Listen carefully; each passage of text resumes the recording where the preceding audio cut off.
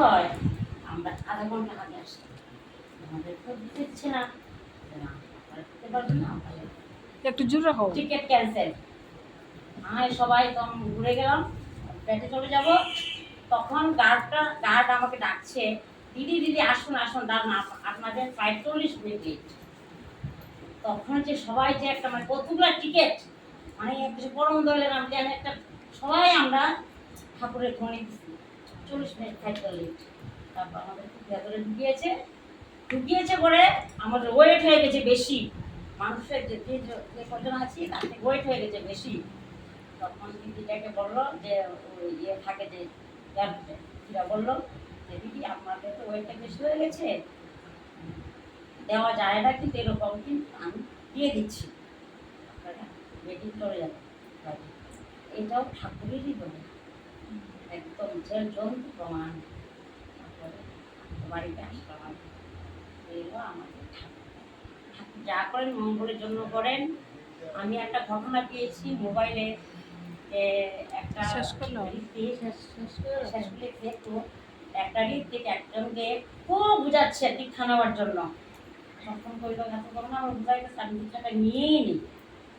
তখন সে দীক্ষাটা নেওয়ার পর দীক্ষাটা নিয়ে এসে যখন সে পুকুর ঘাটে গেল, তখন সে পা পিছলে পড়ে গেল।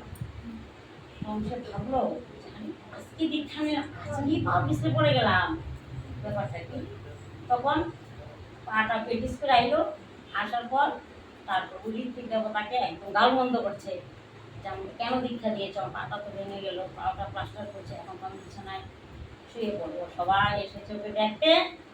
তারপর ওর কি বলবো, ও টয়লেটে ধরেছে, গ্রামের বাড়ি তো একটু টয়লেটটা দূরে, ও টয়লেটে ধরতে নিয়ে যাচ্ছে, এমনি একটা সাপ এসেছে, এসে ওকে ছোপ দিয়েছে।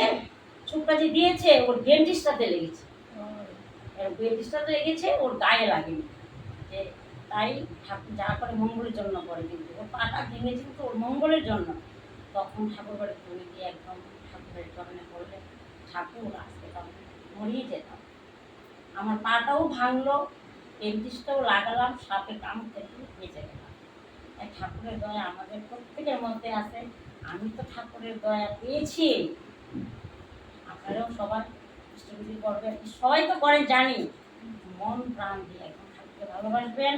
ঠাকুর আপনার প্রত্যেকের সাথে সাথে আছে। ঠাকুর কোনো বৈকুণ্ঠে থাকে না, ঠাকুর কোনো মন্দিরে থাকে না, ঠাকুর কোনো জায়গায় থাকে না, ঠাকুর থাকে আমাদের হৃদয়ে। এখানে ঠাকুর একদম জীবন্ত আছেন, যে গানগুলোর মাধ্যমে আমরা বুঝলাম যে ঠাকুর এখানে জীবন্ত, আমরা প্রত্যেকে ঠাকুরের দয়া দিয়েছি।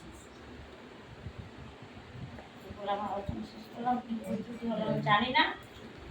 জয় গুরু। দাঁড়িয়েছি, টাকা পেয়েছি তাই করছি।